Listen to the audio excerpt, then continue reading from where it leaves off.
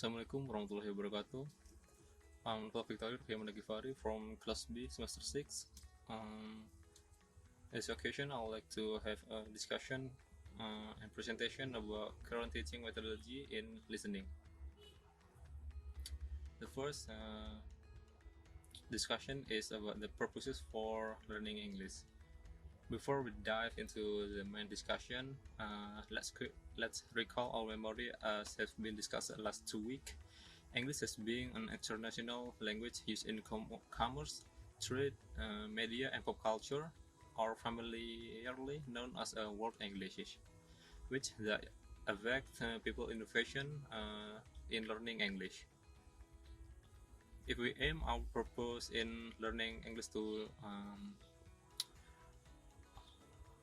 our mastery in listening, so we need to learn more throughout the video, audio, visual, or audio recorded voice to make our ear get to used to hear voice in English and make our brain also get familiar to understand and interpreting voice in English, because the point of listening is how we can understand what they mean. The next is teaching listening.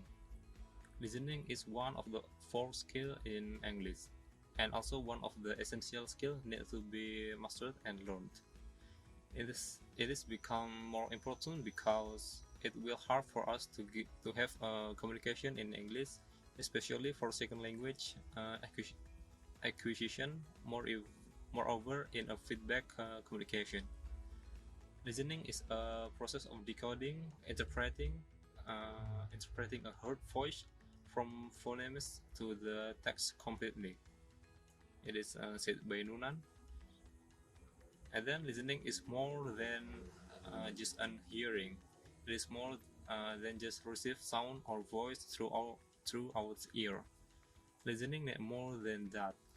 It needs comprehension, understanding, interpretative to heard voice of sound. The next is teaching listening objective. The objective of teaching English is to make the students can easily understand and respond what is being asked or said. So it is reversed to the how important listening skill in all effective communication. Without capability to listen effectively, the statement, message, sentence are easily misunderstood and make the communication ineffective and become frustrated for both sides. The next is skill involved in listening. The first is micro skills. In understanding what someone says, the listener needs to know the function and the structures, detect the sentence constituents, know the punctuation or discourse makers, and the listeners need to interpreting the intonation patterns. The second is macro skills. In understanding what people say, we as a listener need to directly involve to get or listen for specific information and obtaining the core of what is being heard, or at least the listener should get the overall idea of the information by following instruction or direction. The next is teaching listening material. In every teaching activity, the teacher must be prepare a material to help the teaching process. So the same thing with teaching listening. Listening material means that things can be used for the purpose of learning listening. Here are some material usually used by teacher or lecturer in teaching listening. The first is teacher explanation. The next is students talk.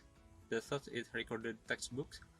The next is tape recording, and the fifth television, and then radio, and then video, and also there are DVD player, and we can get the video or audio from internet.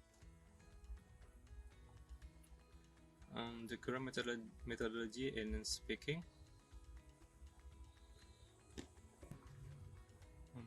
The first is maximize the use of recorded material.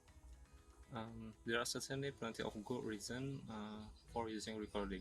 a way of bringing different voices into the classroom, male and female, different ages, different accent, different voice, qualities, and so on. It means you can present dialogue as well as monologue. If the recording is unscripted and rehearsed, it means you've got authentic material. The next is give students tasks which direct them to an overall gist understanding of the passage. We can give them ask them to listen to our material given by a recording monologue or dialogue for um, two models, and we ask our students to catch the overall gist from the from video audio, uh, and ask them to tell us by the passage. The next is maximize students' understanding to the passage by play the recording again and again. It will it might be hard for students to understand the passage for the first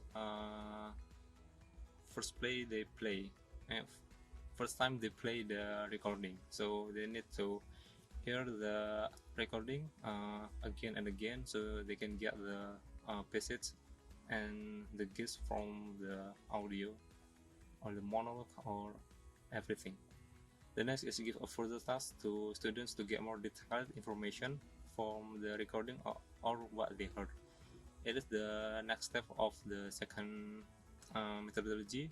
So, but it is need more understanding and effort to ask them give a detailed information from the recording. I think that's all from my presentation. Wassalamualaikum warahmatullahi wabarakatuh.